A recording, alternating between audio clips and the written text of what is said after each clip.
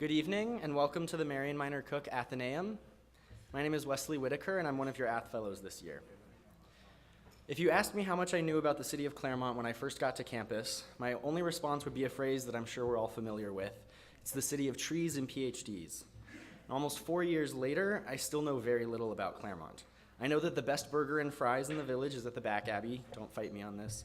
And I know which toppings to get at 21 Choices. And I know how to get even the cheapest avocados from the farmer's market every weekend. But these are just tidbits of information that I've picked up as a college student, mostly trying to just feed myself. Part of what makes CMC so unique is that it brings students together from across the country and the world. Now, while this helps foster a community with many perspectives, it can also create a rift between students who have no knowledge of the city's history and see it simply as a 4-year backdrop to their college experience, and the residents and communities who see Claremont as their home. As the colleges have expanded over the years, balancing the interests of these two dramatically different communities in such close proximity to one another has posed an enduring problem. Our speaker tonight will discuss the history of Arbol Verde, a neighborhood home to the area's earliest Mexican residents, many of whom contributed their lives to the development of the Claremont Colleges. He will argue that even though the relationship between this community and the colleges has been fraught with disputes over land and labor, it remains a potential source of pride for both communities. Matthew J. Garcia is a professor of Latin American, Latino, and Caribbean Studies and History at Dartmouth College. He previously taught at Arizona State University, Brown University, the University of Oregon, and the University of Illinois, Urbana-Champaign. His book, A World of Its Own, Race, Labor, and Citrus in the Making of Greater Los Angeles, 1900 to 1970, won the award for the best book in oral history by the Oral History Association in 2003. His most recent book, From the Jaws of Victory, The Triumph and Tragedy of Cesar Chavez and the Farm Worker Movement, won the Philip Taft Award for the best book in labor history in 2013. Garcia also served as the outreach director and co-primary investigator for the Bracero Archive Project, which received a National Endowment for the Humanities grant in 2008 and was recipient of the Best Public History Award by the National Council for Public History in 2009 and 2010. He was born just down the road in Upland, California, graduated from Damien High School in Laverne, and completed his PhD at the Claremont Graduate University in History. Professor Garcia's Athenaeum talk is co-sponsored by the History Department at CMC. As always, I must remind you that audio and visual recording is strictly prohibited. Please silence and put away your mobile devices at this time. And before we welcome our speaker tonight, Al Villanueva is going to lead us in the Eagle song to honor our speaker tonight. So please join me in welcoming Al. I'd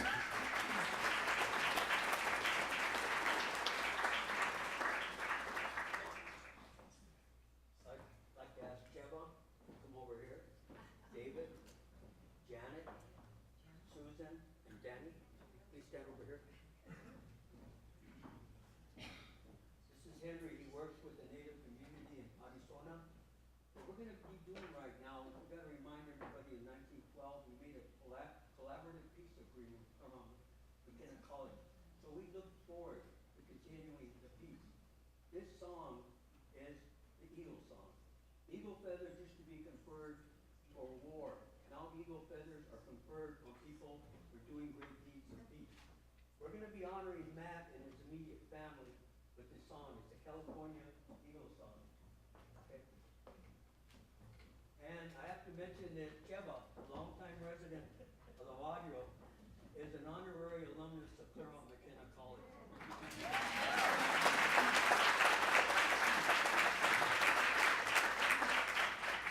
This is an honor song. When Henry raises the eagle feather, right now, everybody has to stand. Go ahead. Everybody stand.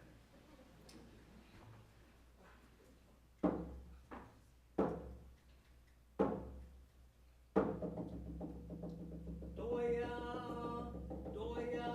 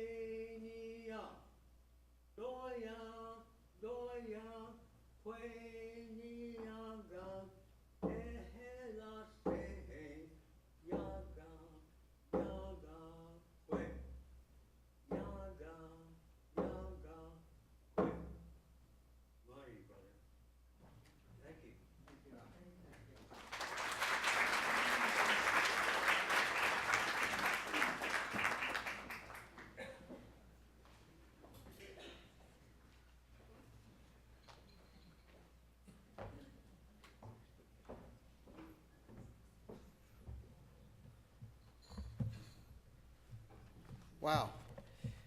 I am deeply moved. Al, thank you so much. Boy, it's kind of sobering if you think about the night, the day. 50 years ago, someone tried to extinguish a dream, Martin Luther King's life.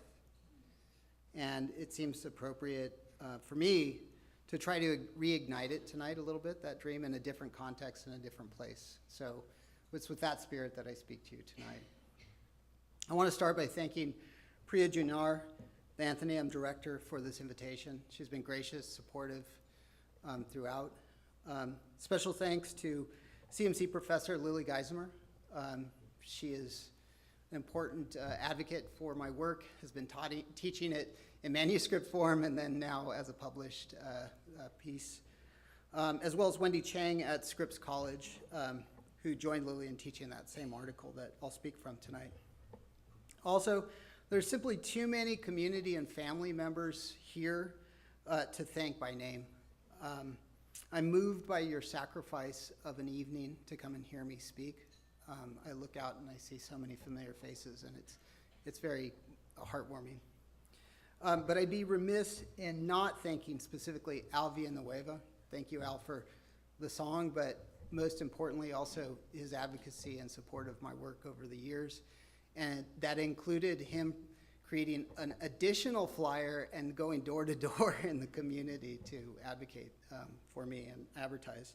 And then Dave Garcia, my father, who also made considerable efforts to get everybody together tonight. Finally, I'm grateful to my dear cousin, really almost a sister in many ways, Melissa Martinez, who teaches here and who's ridden shotgun on my ventures into the past. So I love you very much, Melissa. It's humbling to speak before so many people who live the history I'm about to tell. I want to begin by offering the disclaimer that I do not pretend to know all of it. And I welcome corrections, challenges, and definitely alternative perspectives. My hope is that this opens a debate rather than closes the book on what the relationship between the Claremont Colleges and the Mexican community is. This history comes out of a deep knowledge of our past as someone who grew up here. But I think more importantly, what I want to convey to you, that it comes from deep research with students in particular from Brown University that I brought here to study this relationship. They lived in the community. They also lived in Redlands and looked at that community. But they spent a lot of time here, and it was a learning process for all of us. And I think that's probably a model of scholarship that's not familiar that I want to advocate today. So that research was from 2005 to 2008. My grandmother, as you just saw right here, the longest employed employee of the Claremont Colleges at 63 years, right?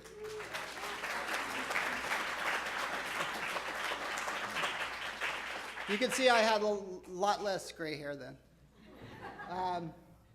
Over across the way is the team of students, minus one of them, and Jennifer Jaffe, who I'll be talking about tonight, and she was gracious host to those students. They lived some of the time with her. That was very nice. And she donated an archive that now sits in the Claremont Hono Library as part of this history. And finally, Johnny Dominguez, who could not be here. He's here in spirit, but Johnny was gracious in taking me around the community, and he owns two of the homes that I'm going to be talking about tonight. These people are incredibly important, and they're not the only ones that we spoke to. My conversations also involved President Jack Stark and his wife Jill Stark, who are here today, and I appreciate their candor, their time, and most of all, I think this is complicated, but basically signing off on my use of that oral history. That's something that not everybody did, and I think that that's an incredible gift to not just myself, but to the future.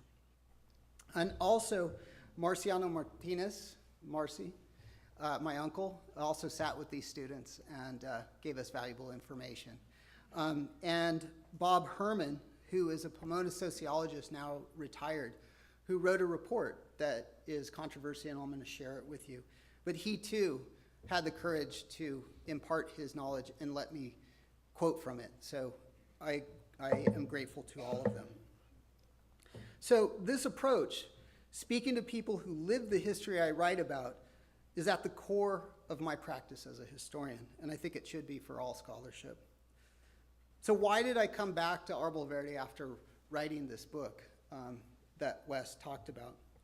Well, I was invited in by a group of scholars that were interested in the transnational histories of the United States. And I said, well, Arbol Verde is a small place in Claremont that's not quite urban. And they said, no, it's really important to us. And the more I thought about it, the more I recognized that, yes, Arbol Verde and the East Barrio is a transnational place by the very Mexican people that migrated from Mexico to create it. Before then, it also involved Sikh immigrants as well as Japanese immigrants that preceded them. And so, in fact, in many ways, it is a very transnational place. And the way in which these scholars were looking at this issue was, well, immigrants have revitalized American cities. And I think you can go to Ontario, California, and see how immigrants have come into that place, opened these new businesses, brought Spanish language to downtown where it was foreign at one point, and basically have breathed vitality into those communities. But what I also recognize is that that's not the Arbol Verde story. In many ways, Arbol Verde in the East Barrio captures a different tangent that we need to recognize, and that is that Mexicans have often also been seen as impediments to redevelopment. And in many ways, this story is a hard story to tell, and it's going to precipitate a difficult conversation, I think. So, where is Arbol Verde? Which is a controversial title. We could have debates about whether it's Arbol Verde or East Barrio, but in general, it's that section just adjacent to CMC that I'm going to be talking about tonight.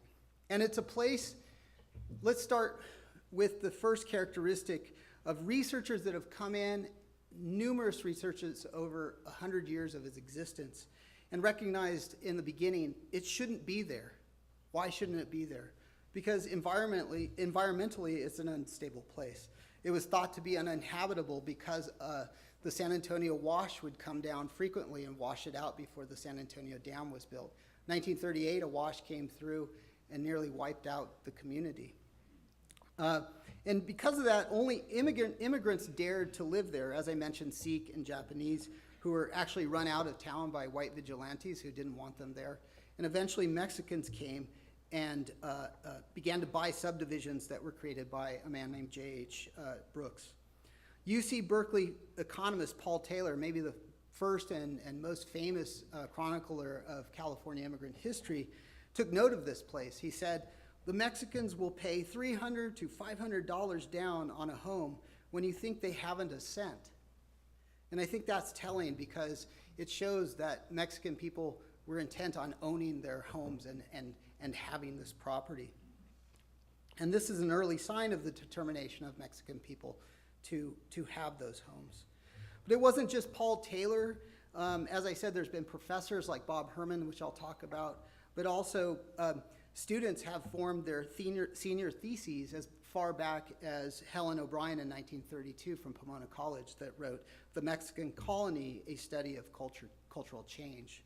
And that's part of the hope that I have in terms of donating my archive to the Hunold Library, that you will continue this tradition in some ways.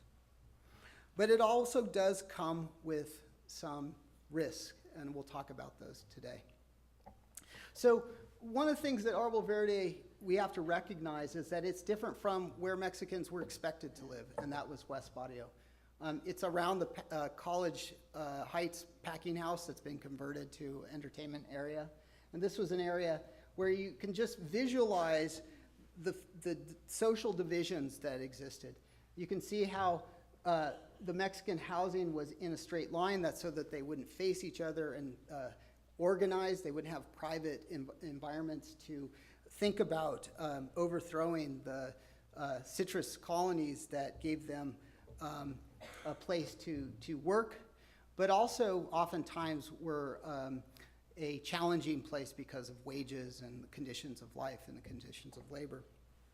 That structure allowed them to be viewed by the managers, but also in that time we had what Paul Taylor called an in-between element, and that in-between element was college professors and what he also called as do-gooders that wanted to come and protect the Mexican immigrants from the exploitation of growers and to Americanize them and give them education and give them a grounds for which they would assimilate into America, right?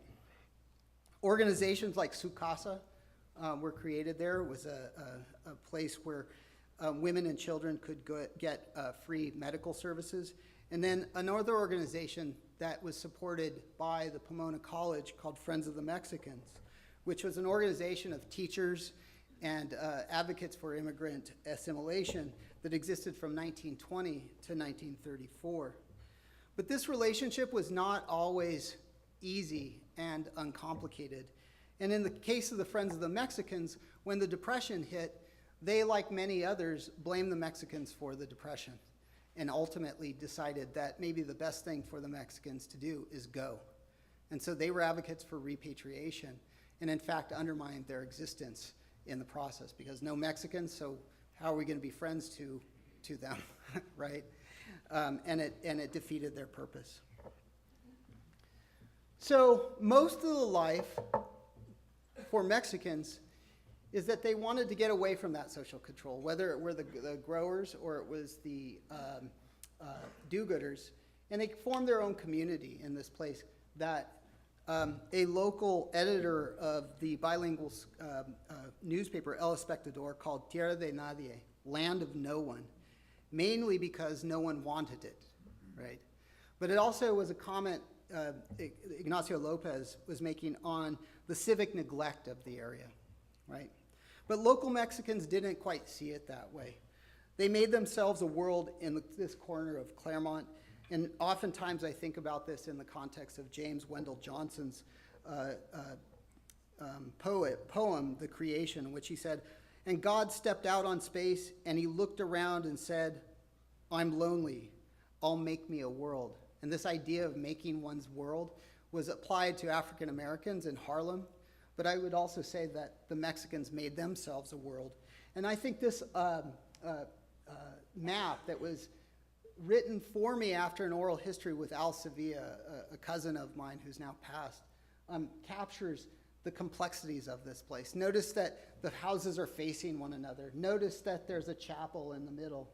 Notice the carrito eléctrico, which is the electric car that ran from Claremont all the way to San Pedro, and they were part of this network of Mexican barrios all throughout Los Angeles that was connected. There's all these institutions, the baseball park, right? Juveniles baseball park. They made themselves a world. It was very different than the kind of visualization that I just showed you on West Wadio. And Daniel Martinez, my great-grandfather, was instrumental in anchoring this community. What did they do there?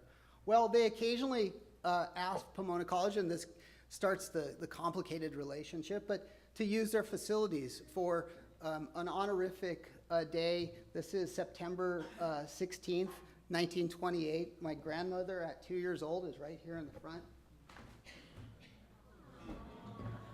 She looks a little like my daughter, Edith. It's about the same age today.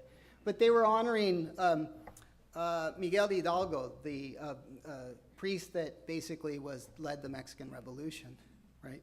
And this ran counter to the efforts of the do-gooders to Americanize these people. They were celebrating their Mexican heritage. They were studying Spanish language. They were learning Spanish and Mexican dances. And this after going to being bused to segregated schools in Ontario because they were not allowed to go to the Anglo schools, right? And so my great-grandfather was instrumental in creating this alternative to the kind of segregated education they were getting. Also, they created important beachheads for later developments for the Catholic Church, right? So most people think of Our Lady of OLA, Our Lady of Assumption, as the place where Catholics are. This was Sacred Heart. This was the first Catholic church in Claremont, and it was an important anchor to the community. Next to it was a pool hall, so it was a kind of heaven and hell, where there was all kinds of things going on, including drinking, and that was incredibly controversial in Claremont because this was a dry town, right? So there were a lot of practices that were happening that went counter to what Claremonters wanted. And so this constituted a community by the Mexicans for the Mexicans. This was the view from inside Arbol Verde. But the question is, how did Anglos look at these Mexicans in this community? Well, I'm going to walk through the various ways that they looked at them. By the way, that's my grandmother performing a Mexican dance, or she had performed a Mexican dance as a Mexican chado there. So, well, they were often seen as a problem by some of the community. This is the Ku Klux Klan in Pomona. They terrorized Mexican people and immigrants in general through the 1920s in Ontario and Pomona, in the areas around here, Upland. But I would say that they were mostly in the minority, and that growers tried to protect their investments in the Mexican workers, right, and defend their presence. But it was often Claremont Colleges that saw the Mexicans in a more enlightened way. They saw them differently. As I said, they wanted to defend them by assimilating them and making them palatable to the white population. Ultimately, though, as I mentioned, when times of strife happened, these communities often went against the Mexicans, such as the repatriation period in the 1930s. This contradiction was evident in 2005 when we talked to Bob Herman, who is a sociologist at Pomona. He told my team of scholars or students that in his experience, college employees often identified as politically liberal, but the majority of his colleagues were socially conservative on these issues. Equally important was that Mexicans were seen as an opportunity to experiment in race relations, and one of the best examples is Paju Hills, which went from 1932 to 1974. It was a source of entertainment and curiosity for local Anglos. Bess Gardner owned and operated this outfit. She was incredibly important to this town as a historian. She supported the creation of plays that were that came from her experiences of traveling to Mexico. They were all Mexican performers in Spanish for all white English-speaking audiences. And this captured an example of intercultural understanding that people like Henry Cook, a historian at CGU, it was CGS at that time, advocated. It was an alternative perspective to seeing Mexicans as a detriment or all immigrants as a detriment. They were actually contributing something. And it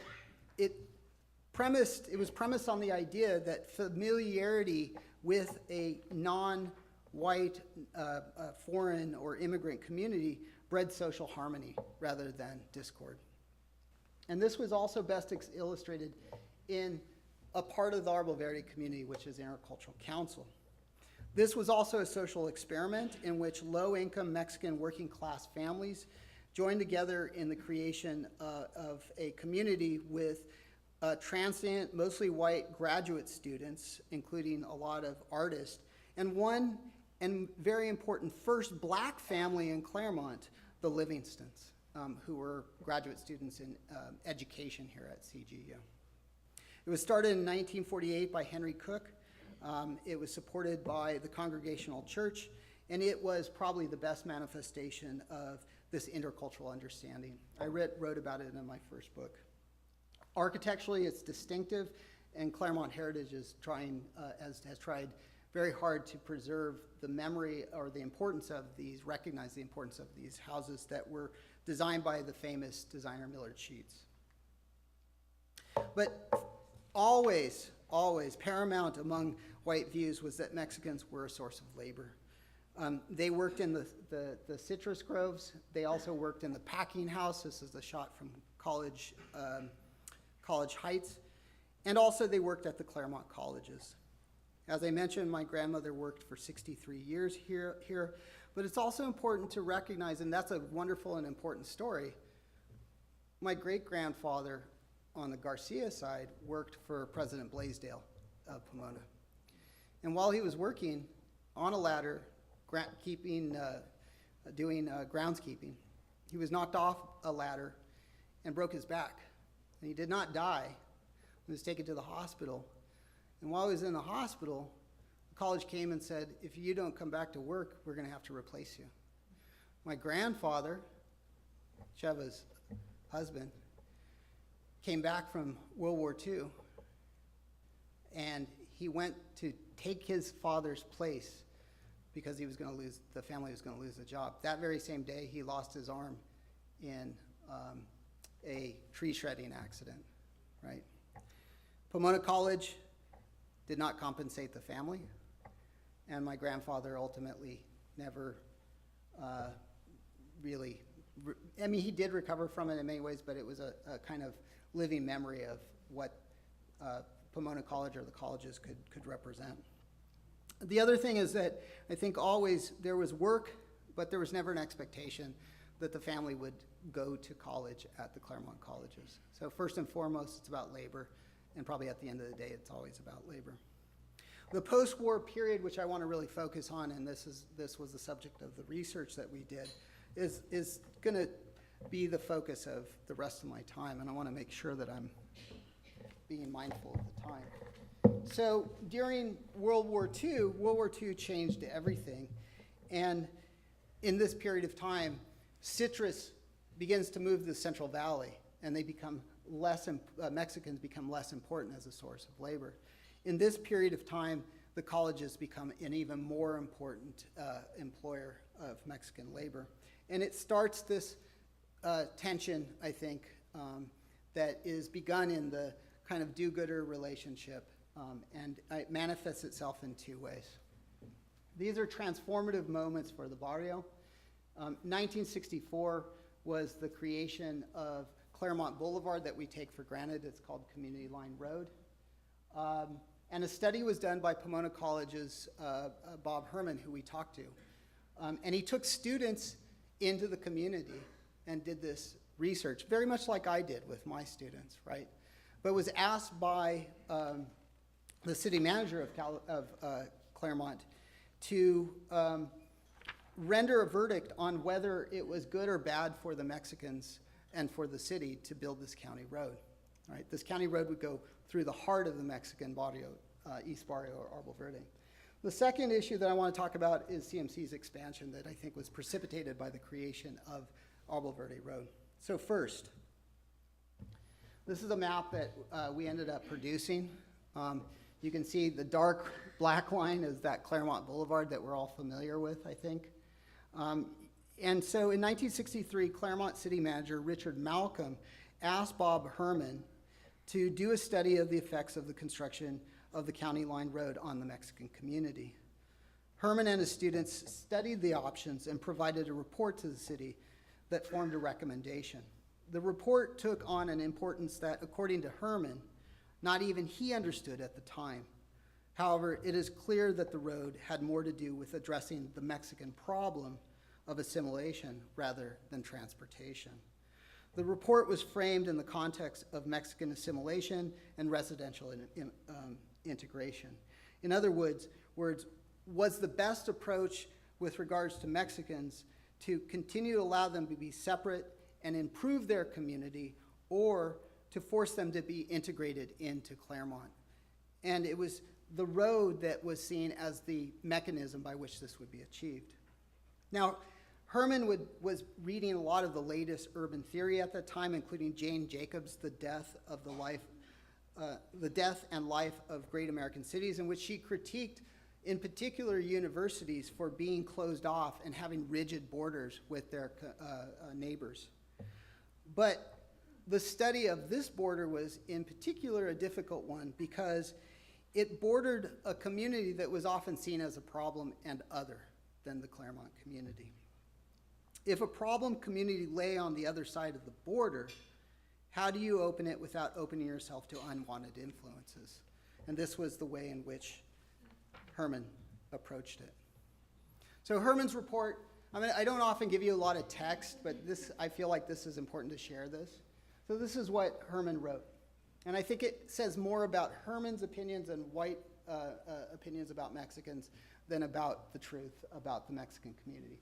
Mexican Americans will be unlikely to develop positive self-identities while confined to segregated barrios. The most likely mixtures of elements from two cultures are the most dubious rather than the most affirmative. Mexican emotionalism and hedonism, and Yankee materialism and vulnerability to consumer debt. And while Anglos are perhaps wrong in assuming the superiority of their own ways, they still constitute the majority in both numbers and power. This view holds that Mexican Americans will remain separated, isolated, undereducated, fearful, and unmotivated as long as they are left to their own devices. So, these biases, I believe, that are manifest here about Mexicans informed his recommendations. And his recommendations were this. The Claremont side of the barrio should be physically improved. We think street improvements will make the Claremont portion seem more an integral part of the rest of the city. However, we believe the Upland and Montclair segment of the barrio should not be improved beyond a level necessary for safety. We recommend that both Upland and Montclair zone the barrio for other than residential use, and that home improvement and building permits be denied. We understand that Montclair has already zoned the area for industry, and the rock crusher that's there now was already in formation at this time. Anything that would encourage people on the east side of the line to stay put should be discouraged. I want to offer a disclaimer. My family's from the east side. So is Al's, right? And so the path of the boulevard directly targeted not just my family, but the heart of the barrio, that institution, the heaven and hell that I mentioned, right? The Sacred Heart Church, the pool hall. And it also targeted my family's home. More reading. We think that County Line Road should be built. In the end, this is their recommendation. It should not curve west into Claremont any sooner, going south than it must. Any part of Claremont left east of the road and north of Santa Fe tracks will always be a problem area. There you go, the Mexican problem. Unless zoned for commercial use only. We think the Catholic chapel in the barrio serves as a symbol of the separateness of the area, and its destruction by the road will require that its parishioners move out of the barrio to Father Barry's Church, Our Lady of Assumption, and West Barrio area. There's a lot going on here.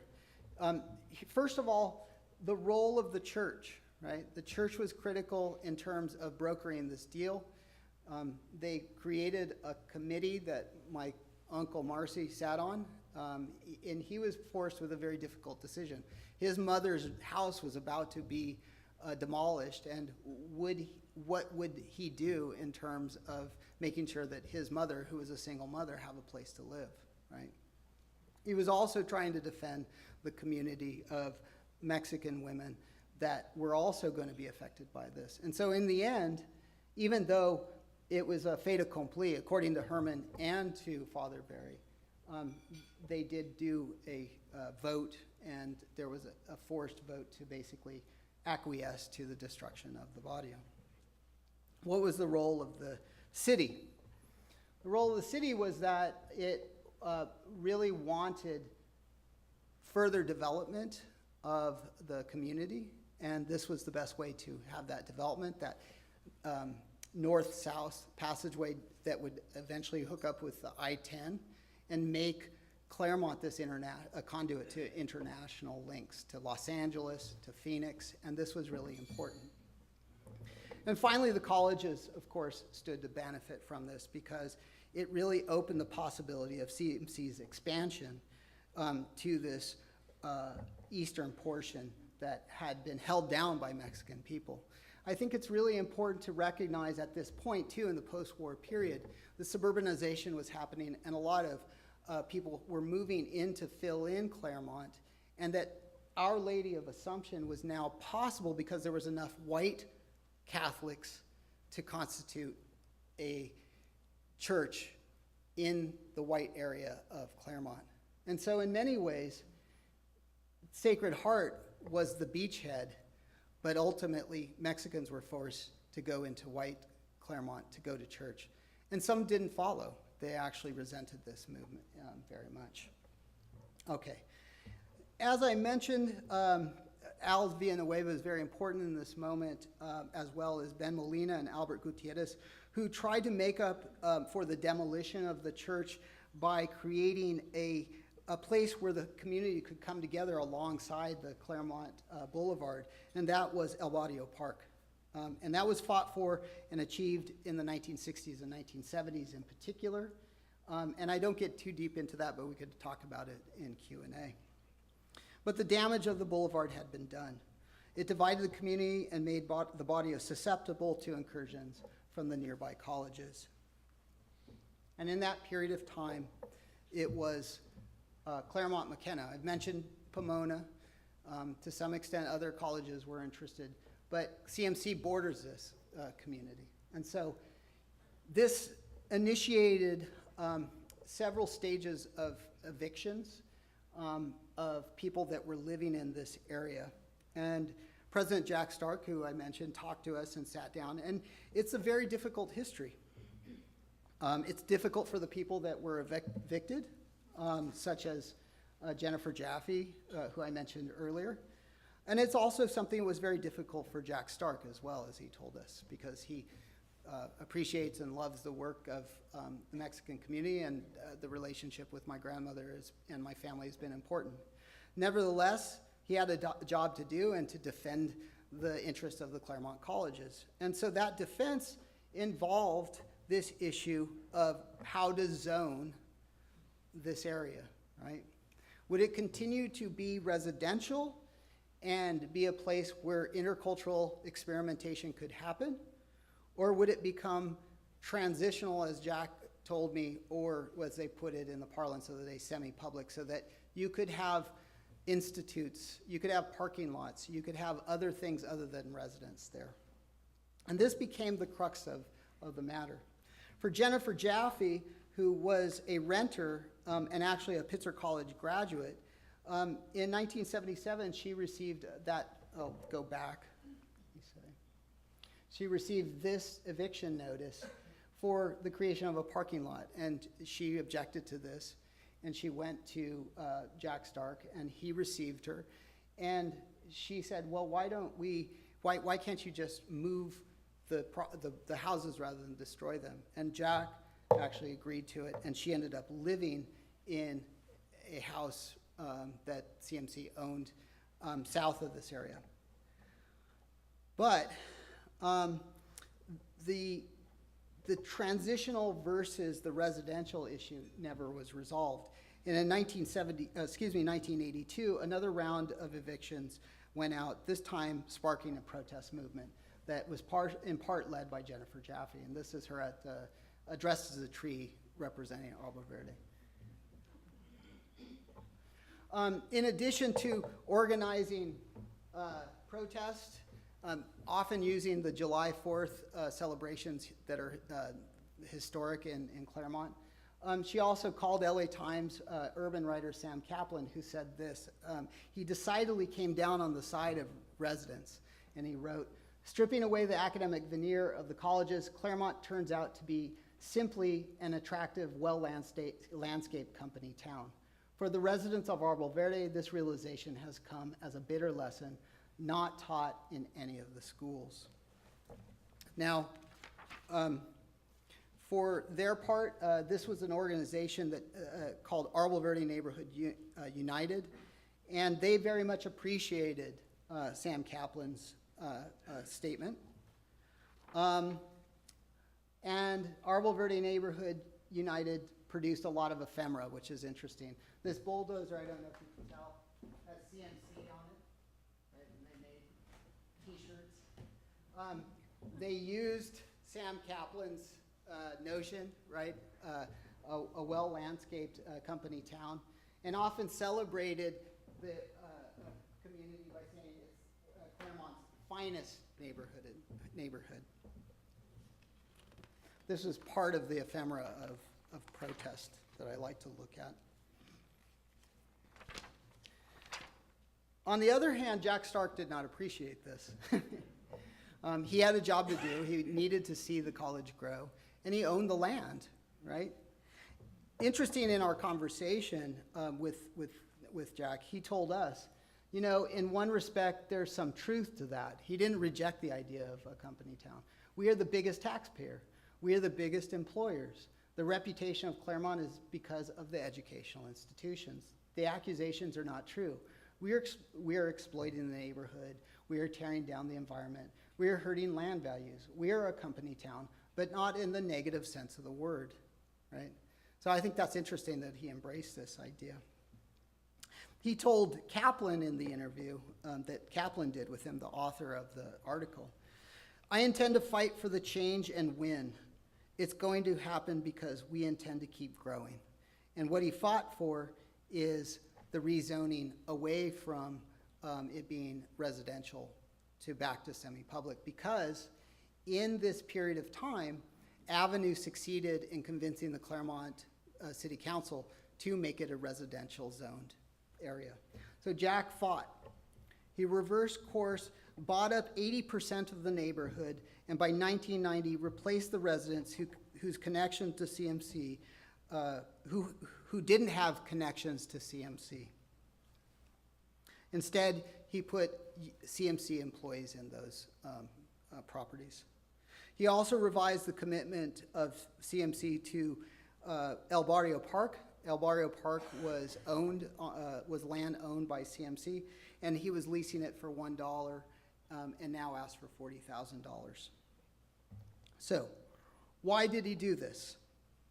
I believe, and this is my interpretation, and this is what history is about, he was doing his job. I thought he was an effective president. I think that this is something that expansion is part of all colleges' growth patterns and growth projects. And on the other hand, he also did not see the community as authentic or sufficiently Mexican. The community very much resented this, and so they fought in action and in words. In actions, I mentioned the 4th of July parties. I also mentioned the group gatherings, and here's a young Johnny Dominguez. And the Mexican community was a part of this. Now, yes, majority of Mexicans live on the east side, but there were Mexicans living in this neighborhood, right? People like Johnny Dominguez, Rosa Gutierrez, and the Rubio family. So in words, Rosa Gutierrez said, "We will never sell to the college. We came here because this was the only place Mexican Americans could live. It was like a village then. It still is."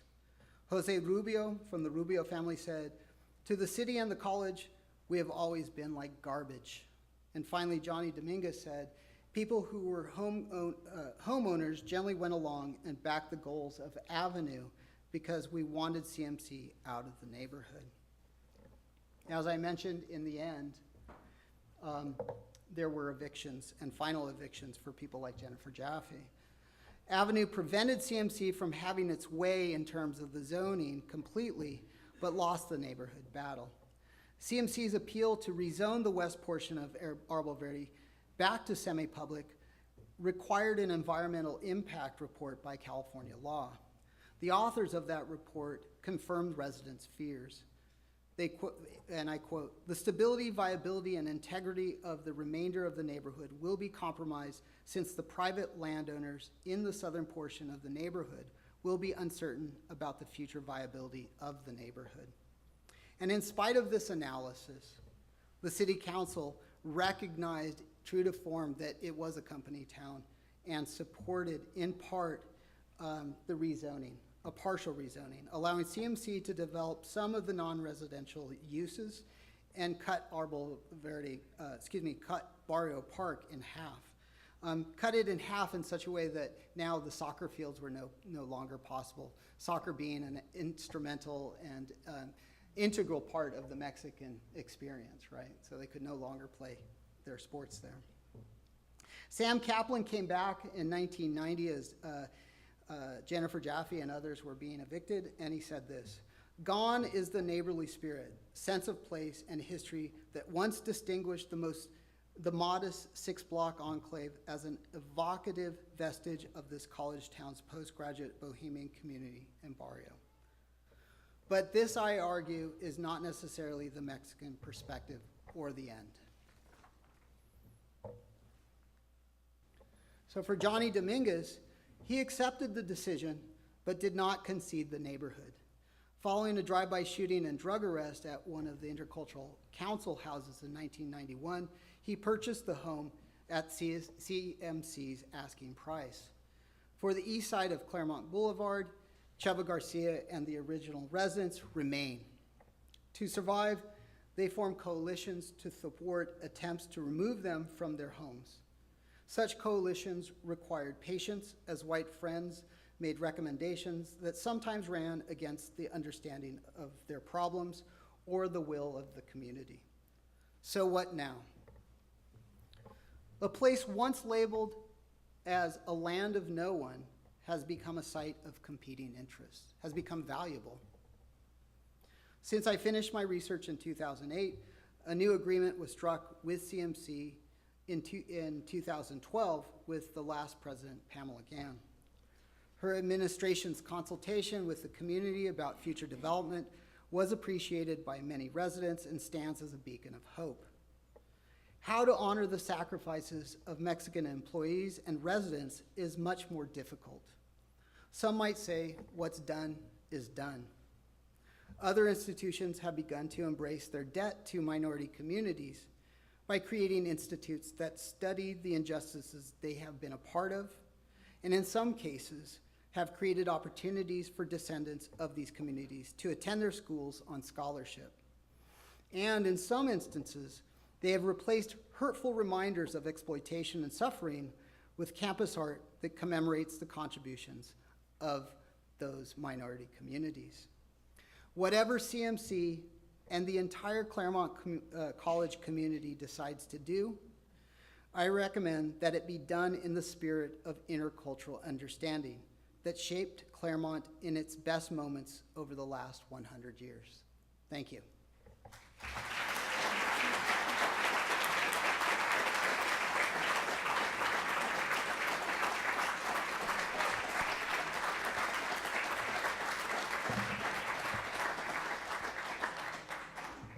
Thank you so much for your talk, Mr. Garcia. We will now open the room up to questions. If you have a question, please raise your hand and either Wesley or I will come and hand you the mic.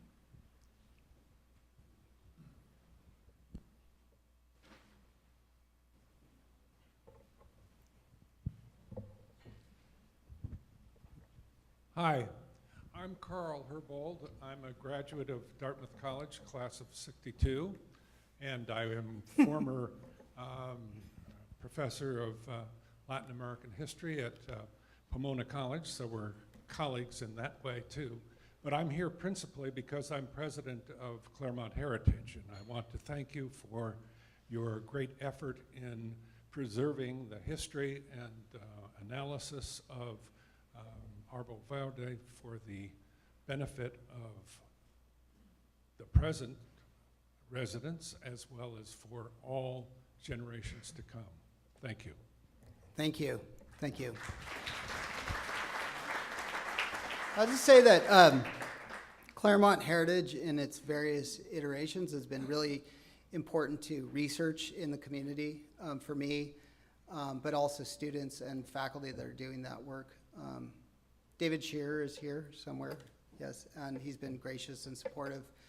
Before that, Ginger Elliott was incredibly supportive and helpful for me during my book, my first book.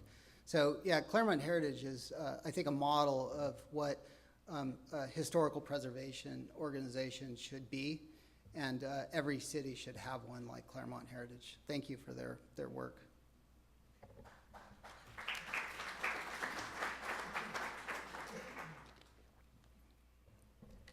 I told you it would be a difficult conversation. Good evening, everyone. As a resident and a descendant from Irwindale, Azusa, my name is Ray. Hi. I am honored to see the works of your community, your leadership in the educational field. I retired as a deputy sheriff, Riverside County, and followed some education, but my main focus was law enforcement at the time. As a family heritage descendant, it is awesome to see this development where you're recognizing the city, the community, your development in education. My great-grandfathers were the beginners of Irwindale, which got the city name Irwindale from Mr. Irwin that brought the flume to develop the irrigation. And as of Tuesday, the U.S. Park Service just honored my great-grandfather, Wasuki Hirota, that was interned in Heart Mountain. Their program just released and highlighted my great-grandfather's program, and he was an expert with the Citrus Foothill Ranch up here in Azusa with the citrus industry. So it's an honor to see this development. And on my great-great-grandmother's, the wife of Wasuki Hirota, her lineage goes to the Shuma Shoshone Tongva tribe in the region, as I'm still doing my research to get that title for the native. The DNA has proved that our family is still much alive in the area. A lot of my relatives and family have gone to schools and colleges here. So again, just a quick thank you. It is an honor to see the development where you're including the community. Thank you.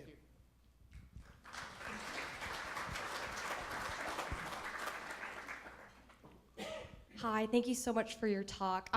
We were talking about this a little bit at head table, but as a second-generation immigrant from the local area in Redlands as well, what do you think are some recommendations that you have for the Claremont Colleges on how to better serve the descendants of these communities, especially of my age? Right. Well, I mean, we have models in higher education. I taught at Brown University, which under Ruth Simmons, the first black woman president of an Ivy League school, she took the courageous step of acknowledging that that institution was built by slave labor. And in doing that, she also recognized that she had an obligation to that community, even though it's hard to identify which slaves and which families. That actually has been done at Georgetown, and the descendants have been given scholarships. So there's various ways, but one of the things that Ruth did is start an institute for slavery and race studies that I think does really important work. The other issue is that, I mean, I would be remiss in not acknowledging, besides my uncle Marcy being on that fateful committee, he's also a great artist. And there were many great artists that were trained by Millard Sheets, Milford Zorns, and various artists at the Claremont Colleges, including my uncle Richard, who's sitting next to Marcy. And I think that art is an integral part of the Mexican community, and art is one of the best ways to commemorate and celebrate the history that I just told. There's one way to having me come here and it's somewhat ephemeral and it goes away, but the art is permanent. And I think that art installations are a good way to honor this history, and I would suggest that that'd be another one. And then finally, hey, how about scholarships that are very much in the names of some of the folks that have been a part of basically building this institution. Those are a few recommendations that I've witnessed over my time and in the institution, some of which I've worked for.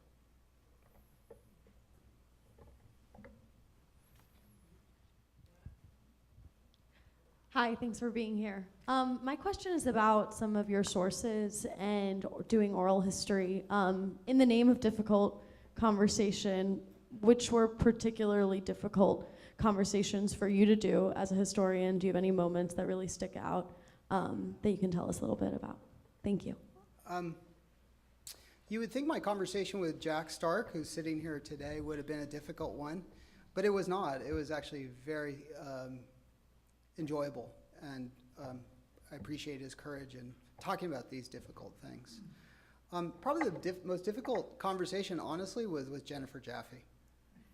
Because Jennifer Jaffe, who I think in many ways comes across as a hero of some sorts, in some ways, at least a champion for a certain version of this history, ultimately did not agree to get quoted in an article that I wrote and has kind of restricted my access to all that work. I regret that, and I don't understand it. And she wanted final say on the final version of the article, which I did not grant her, nor do I think historians should do that, because a history is an interpretation, and it's an assemblage of data and evidence that then gets interpreted by that individual, and in some cases, if it's done collectively, by a collective. But it is an interpretation based on evidence. People are entitled to make what they want of that evidence and come up with a different conclusion, but no one should try to silence the historian or speak for the historian, and that was the most difficult conversation. Yeah. It's great, man. I mean, I appreciate it a lot. And I guess I was mindful, especially when you were talking about building the road. You know, so obviously you think about Boyle Heights, and you think about the freeways. I mean, you know, so this, you know, it's a familiar story, writ a little smaller, you know, than Chavez Ravine or Boyle Heights or what have you. And I guess what I'm interested in is sort of a bit of a broader context during the post-war period. And so to what extent is the sort of overall decline of barrios, just more generally? I mean, you know, because Mexican Americans are moving into certain suburbs, and, you know, as Wendy Chang writes about, so I mean, how does that factor into the particular story of Arbol Verde? Yeah, to some extent, and it's an important issue. I mean, the proximity to the Claremont Colleges did afford some Mexicans upward mobility and migration into the middle class. I'm a living example of that. I didn't grow up in the barrio. My father did. It was a notable thing for us to live first near Upland High School and then eventually get up into 15th Street, where we stopped ascending. But it's a very comfortable and integrated neighborhood. In fact, we're unusually Mexican for that neighborhood in the late 70s, early 80s. But what I want to say about that is that it was, and let me just say, including my Uncle Marcy, but also very importantly, his brother, Daniel Martinez Jr., who got an MA at CGS, wrote one of the first important studies of the Bracero program that informed my research. But all of this was sort of accidental and not systematic. And so what I would say is that, yes, there is this sort of pathways to success by its proximity to the Claremont Colleges, but that what I'm asking for is a kind of systemic program or thoughtfulness about what colleges mean to these communities and how they facilitate the kind of integration that people like Henry Cook were talking about, especially in the post-war period when new opportunities are opening up. No longer are they assigned to agricultural work and more or less dead-end jobs in packing houses, but rather my father started working at the new General Dynamics in Pomona, and that afforded him the mobility that we all celebrated. But I do think that colleges have the responsibility of facilitating that social mobility for communities that they've depended on and have suffered the kinds of indignities that I've revealed tonight. Yeah. Yes, my name is James Zambrano, and I'm an attorney here in Claremont for the last 10 years. I used to live adjacent to the barrio right there on Arrow Highway and Claremont Boulevard, so I got to know Al and work with people from the barrio. And so recently, I've done some research on this, and I've gone through the minutes of the city council meetings in 1967 when this project was, or the Claremont Boulevard project was being handled by the city. And I noticed that there was no public hearings, and that the notice that was put on the agenda was very deceptive. It didn't say we're going to take out houses, condemn houses for eminent domain, and put in a boulevard. It was done under the guise of a village group called the Core Area task force. So nobody would have known actually what they were doing unless they actually went and looked at the actual specifications of the construction project. So my basic premise is that there was not adequate notice given to the community. But you mentioned that there were several meetings and they acquiesced to the Claremont Boulevard, but then I noticed that after it was passed by the city, then people went to the city council and protested. So, and they were saying that we didn't know about this, this is not fair. So I was wondering how much notice was given and how many houses were taken out. There were meetings. My Uncle Marcy sat on that committee appointed by Father Bill Berry. As I mentioned, he was in a particularly difficult position there. There were hearings in the community. I went to my grandmother's home this morning. We talked about it. My grandfather, who was alive at that time, went to it, and my Uncle Henry, who's sitting here, went with my grandfather, and he cursed the whole time. You know, you can imagine if you've seen Chavez Ravine or know about Chavez Ravine and being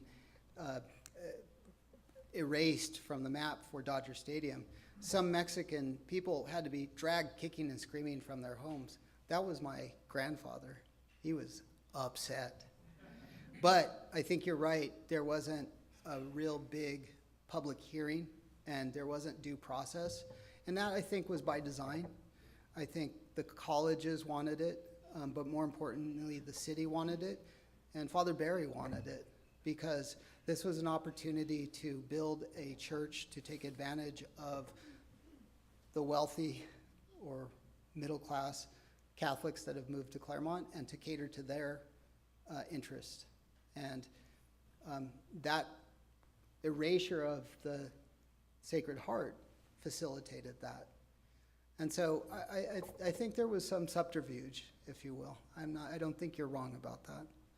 But you can never be completely honest, and I'm grateful to my Uncle Marcy for sitting down for that oral history. And he, too, granted me the ability to quote him in the article. And Uncle Marcy.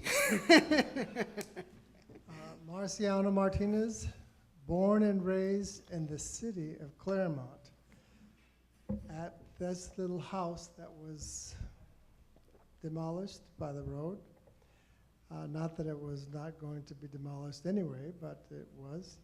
I think that all of us, first of all, we're all correct. I think you are correct that we didn't have as many meetings as we should have had. There was not enough time because the road was going through. We were guided by Father Barry. So we all have a specific answer, but I would like to resurrect one wonderful soul. And going back to Mr. Stark and his family, not your soul, Mr. Stark, because you're still right here. And that was Mrs. Alamshaw. I told the story earlier, which I wasn't going to say it, but I'm so glad to have this opportunity to say this story. Here I am, 15 years old, thereabouts, mowing her lawn. Who is Mrs. Alamshaw?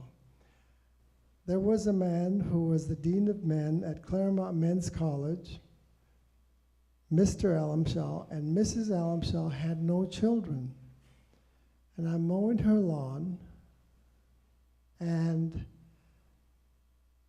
she turns around, she stops me from mowing the lawn, and she says, Marciano, I want you to know that I've spoken to my husband, and your education is all taken care of.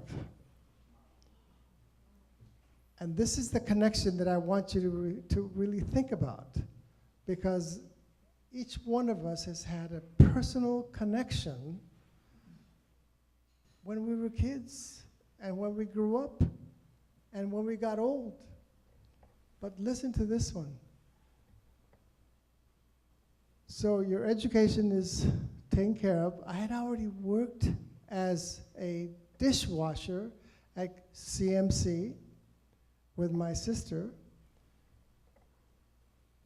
And I turned around and said, "Oh, thank you very much, Mrs. Elmshaw, but I don't want to be a businessman." I had already made up my mind in 7th grade that I was not going to go to seminary, that I was not going to become a priest, as my dad, this guy to the right, did the same thing. He changed his mind and he came from Mexico to over this country because he was in seminary. He didn't want to become a priest, so he came over here, and I am living the same story. So I said to Mrs. Elmshaw, "Thank you so much, but I don't want to be a businessman." And that was my thought as to what she was really talking about. Imagine somebody 15 years old saying to a lady that had no children, "I want to adopt you, you little stinker." And I didn't understand that. I really didn't. I did graduate eventually from the Claremont Graduate School, not on her dime, but on my dime. And I had such luck to find her phone number when I first came to teach at Fullerton Community College.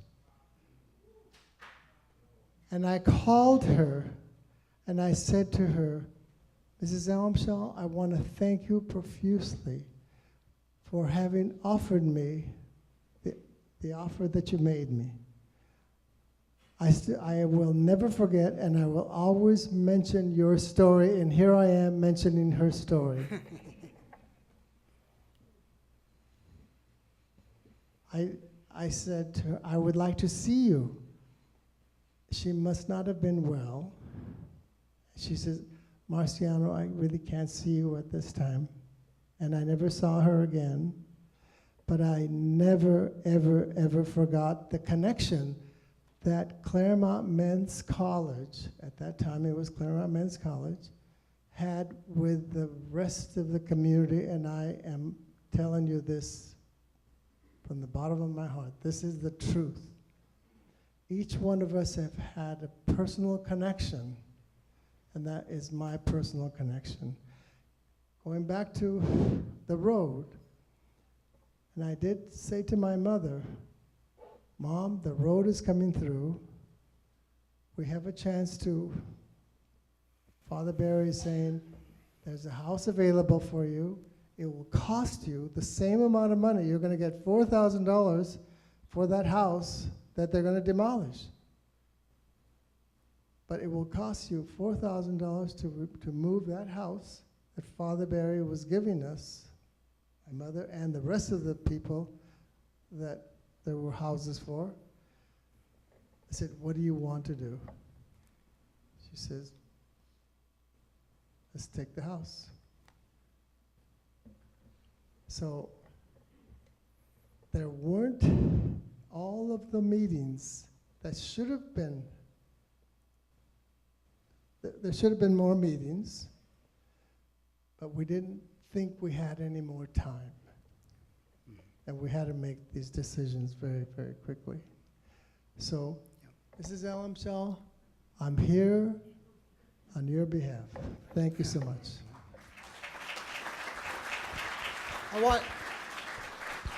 I just want to note in that move, right, the house came from OLA. The property, its ownership, was maintained by CMC. So we owned the house, but didn't own the property. And that is symbolic of the relationship, right? It permitted, and that's why I say the destruction of the road opened up the opportunity for expansion and the battle over expansion. Yeah. Yep. Well, after that heartwarming and at times heartbreaking story, I hesitate to add one more word. But my family has had a relationship with the Barrio community and CMC since I would say, the dual relationship since the late 60s. My husband, dear Granville, is sitting here. Didn't know I was going to speak.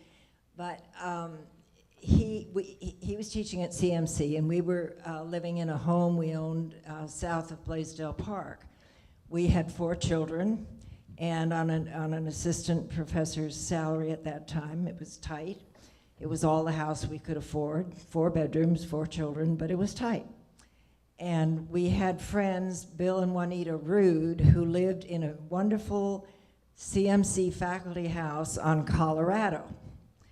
And they had been over at our house, and we had them for dinner or something. But anyway, Bill one day contacted Granville, and he said, we're going to go on sabbatical for a year, and we wonder if you would like to sublet our house. And he said it might be partially furnished or it might be empty. Well, it ended up that we didn't get to enjoy the Sam Maloof dining room suite, which they had. But we did thoroughly enjoy the house, and they took off for the year. The way things worked out, Juanita then stayed in the Bay Area, Bill came back, and we somehow got to stay in the house. I guess Jack felt he could have had worse tenants, so he was kind and we stayed. While we lived there, we had, the 4 younger children, and there were really no other children in the neighborhood on Colorado, because by then the boulevard had come through and the houses on the east side of the street were gone. So it were just the houses on the west side of the street. And so our children would go down and play at the Children's Center in the Barrio. And we thought nothing of it, but apparently the children in the Barrio and the personnel somehow noticed that we were not from the immediate neighborhood. And but they were very kind, and the kids enjoyed going down there. And then one day, our son said to me, he said, well, Mom, he said, I think maybe now they like me a little bit. So that was kind of an interesting slant on things.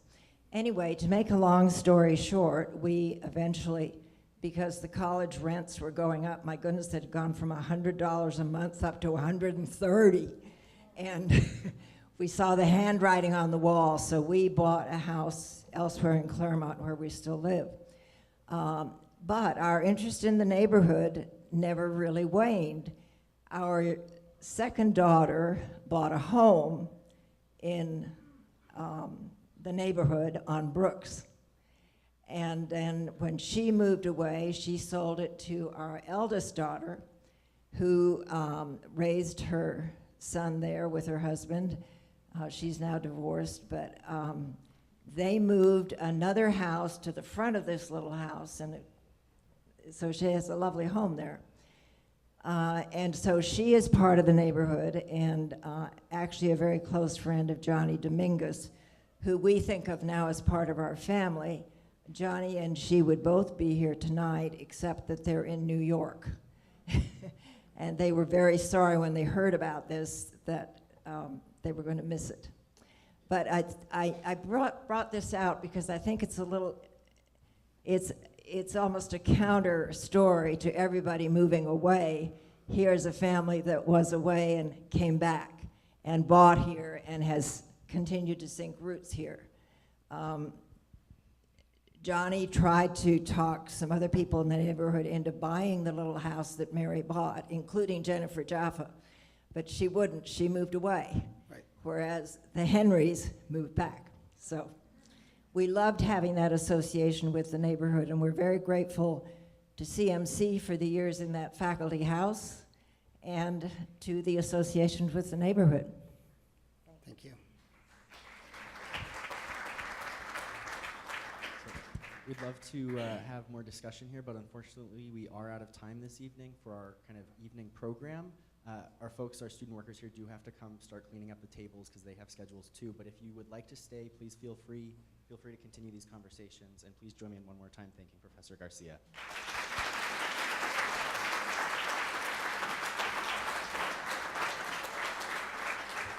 Thank you.